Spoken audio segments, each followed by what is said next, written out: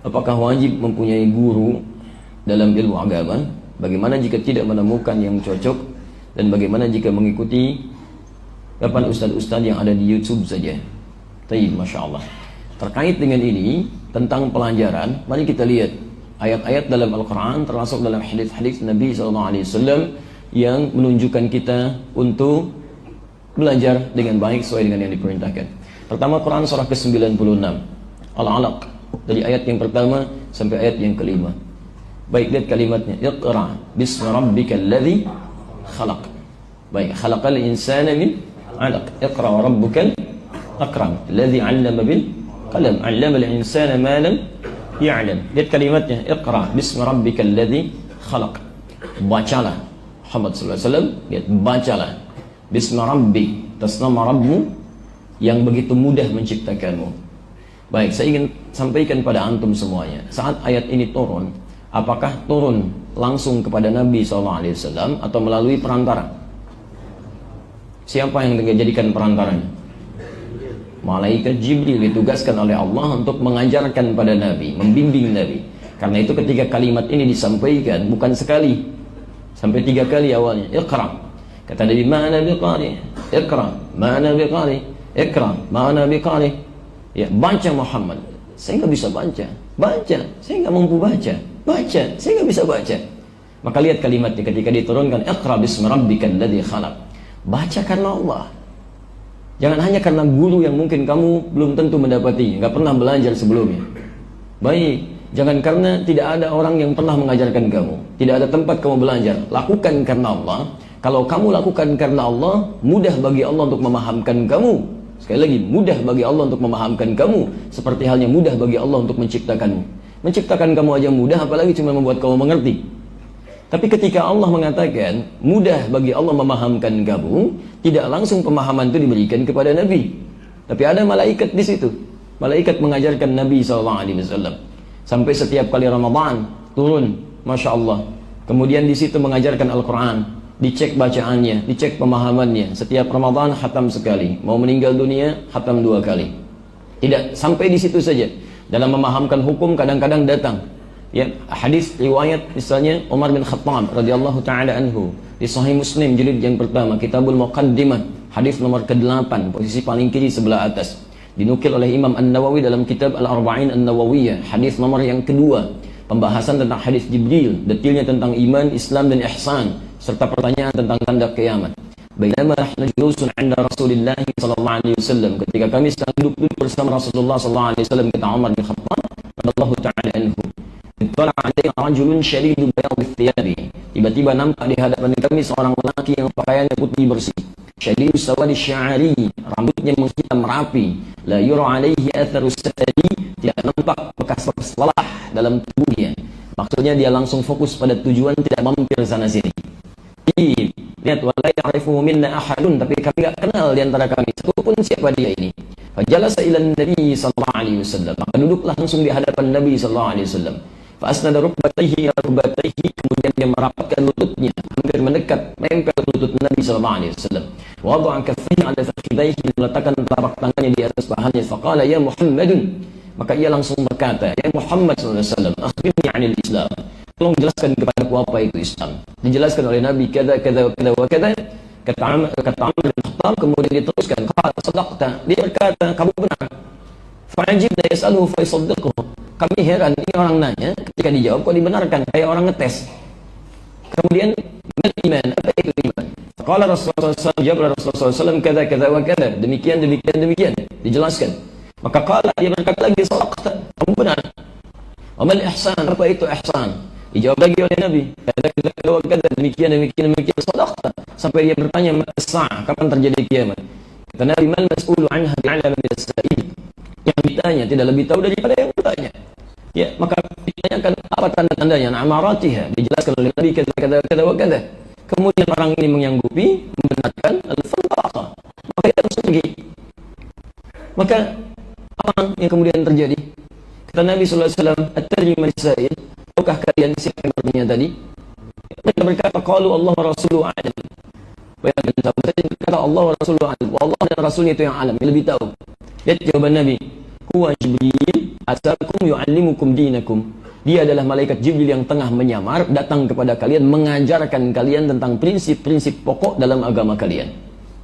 Anda bisa bayangkan, Nabi punya guru, sahabat punya guru, tabi'in punya guru, ulama punya guru. Antum bukan Nabi, bukan Rasul, bukan sahabat, bukan ulama, bukan tabi'in. Mau belajar sendiri, nggak punya guru.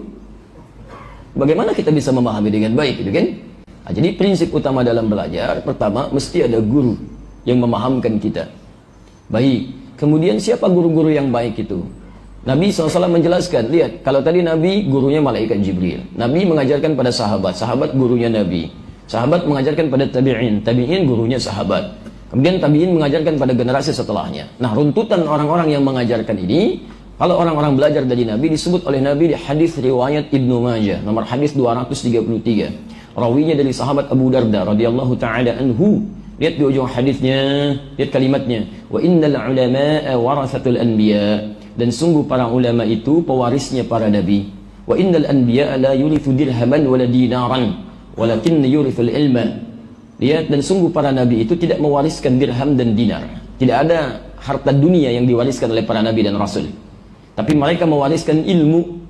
Mewariskan ilmu. Jadi Nabi mewariskan ilmu pada para sahabat, sahabat mewariskan ilmu kepada para tabi'in, tabi'in mewariskan ilmu. Nah, pewaris ilmu ini disebut kemudian oleh Nabi langsung dengan ulama. Jadi ulama itu pewaris para Nabi. Masya Allah. Antum ini, mohon izin, kalau ada orang tua antum mewariskan harta 100 miliar misalnya, Masya Allah, mau nggak? Yang katakan Allah alam. 100 miliar, Masya Allah. Baik, kemudian dibagi misalnya, antum punya saudara 4, dibagilah kemudian berdasarkan hukum Islam. Tapi ternyata antum gak kebagian, gak dikasih misalnya kan. Baik, ketika antum tidak dikasih padahal antum berpeluang mendapatkan bagiannya, bagaimana respon antum? Bisa jatah antum 25 miliar tapi antum gak dikasih. Baik, respon antum bagaimana? Marah. Baik, sekarang yang kedua, antum dapat bagian 25 miliar tapi antum gak mau ngambil. Kira-kira antum gambarannya seperti apa itu? Dapat warisan 25 miliar dikasih gak mau. Kira-kira bagaimana? Ingat, pintar itu anugerah, tapi kurang sehat itu pilihan. Ya kan? Lihat gambarannya gitu kan? Antum rugi kan? Rugi, antum gak mau ngambil, dikasih gak mau ngambil. Halal hukumnya. Baik, dan itu dari harta yang sangat halal tapi antum gak mau ngambil. Jadi Anda bayangkan warisan dari manusia biasa saja begitu diperebutkan. Sekarang Nabi memberi warisan, masa nggak ada yang rebutan? Nabi ngasih warisan, apa antum nggak mau? Manusia biasa ngasih warisan, antum rebutkan. Nabi ngasih warisan, masa nggak ada yang ambil? Dan warisan Nabi itu kalau diberikan, itu sejahtera dunia, bahagia akhirat. Warisan manusia belum tentu mengantarkan antum pada kebahagiaan akhirat. Tapi kalau warisan Nabi, sudah pasti itu. Dunia bahagia, akhirat juga Masya Allah, gembira luar biasa. Nah, sekarang warisan Nabi itu ada pada para ulama. Ulama itu yang mengajarkan kita ilmu. Jadi kalau antum ingin belajar tentang yang benar, tersambung kepada Nabi, maka cari dari yang ulama. Apa ciri ulama? Quran surah 35 Fatir. Ya, dari ayat 27 sampai dengan ayat 29 itu. Posisi paling kanan sebelah bawah. Saya langsung ke inti ayatnya saja. Lihat kalimatnya, lihat innama yakhsyallaha min ibadihil ulama.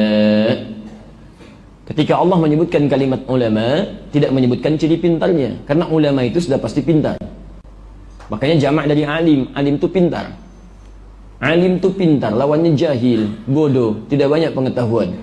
Kalau sudah punya pengetahuan alim, jamaknya ulama. Tapi ketika disebutkan ciri ulama oleh Quran, tidak sekadar pintar, tapi khasyah, yakhsyallaha. Kepintarannya bisa menuntun ia untuk takut kepada Allah Subhanahu wa ta'ala. Awas, hati-hati. Jadi kalau antum ingin cari guru, ya baik secara langsung ataupun lewat media perantara ketika tidak mendapatinya. Anda yang lewat YouTube tadi karena tidak bisa langsung bertemu dengan yang bersangkutan misalnya. Ada yang lewat perangkat yang lainnya. Silahkan. Ma la yu'khadhu kulluhu la yutraku kulluhu. Hal yang tidak bisa diambil seluruhnya, setidaknya jangan tinggalkan sebagiannya. Ada wasilah, ambil.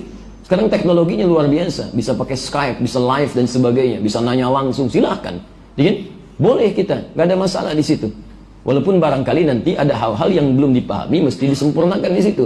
Tapi poinnya adalah, kalau Anda mencari guru-guru, maka carilah kata Quran yang punya rasa takut kepada Allah. Jadi ilmunya membuat dia takut kepada Allah. Bukan sekedar pintar, Kalau yang pintar banyak, non-muslim pun ada yang pintar, bahkan hafal Quran. Orientalis itu pada pintar, hafal Quran. Ya, kemudian ada orang-orang yang orang-orang misi macam-macam, dia pelajari itu. Dia pelajari. Dan ada sekolah-sekolah khusus didesain di barat sejak zaman dulu, bahkan sejak mohon maaf tahun 1492 itu, sejak terjadinya selesai perjanjian Tordesillas, kemudian orang-orang Islam dikalahkan di Spanyol, manuskripnya dibawa ke Eropa ke barat, itu langsung mendirikan sekolah orientalis. Banyak. Di antaranya misal Sorbonne, ya, di Paris, di Prancis. Sampai kemudian yang paling modern, ada Harvard, ada Oxford dan sebagainya, ada McGill di Kanada, ada Leiden di Belanda.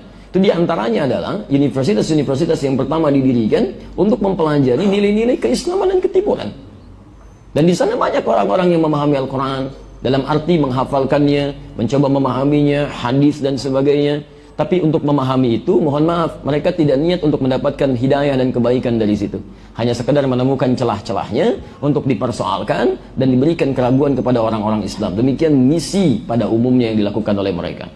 Jadi kalau Anda ingin datang ke majlis ilmu, cari guru-guru yang selain pintar, selain takut kepada Allah, juga mengangkat keimanan Anda kepada Allah. Jadi kalau Anda diajarkan, Anda lebih dekat dengan Allah, mulai pengen sholat dengan baik, mulai pengen mengaji dengan baik, mulai ingin sifat-sifat kebaikan hadir dalam diri kita, maka itu yang terbaik dan dilakukan karena Allah. Yang kedua, walladzina utul ilma darajat, membuat Anda mendapatkan penambahan ilmu dari Allah Subhanahu wa taala. Kalau dulu salat cuma takbir, sekarang tahu cara takbir yang benar itu begini, dalilnya seperti ini, manfaatnya begini, sampai dengan salam. Itu yang bagus.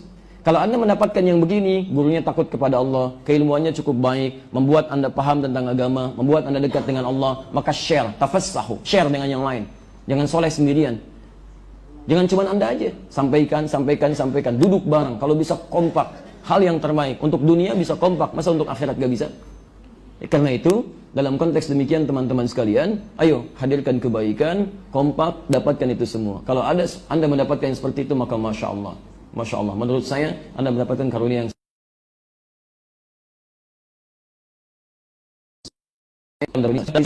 kalau tidak ada kemungkinan itu karena sulit atau karena jauh jarak, maka sekarang medianya sangat banyak. Ada YouTube, ada Facebook, ada macam-macam. Dan kami pun alhamdulillah dengan teman-teman coba menghadirkan Akhyar TV. Ya, salah satunya adalah untuk bisa menjembatani teman-teman yang barangkali kesulitan untuk belajar. Di samping juga barangkali untuk meluruskan. Kadang-kadang tayangan-tayangan suka di framing, dimunculkan di YouTube, kadang dibenturkan dengan orang lain dan sebagainya. Maka kita tampilkan hal-hal yang utuhnya. Paham sampai sini? Baik.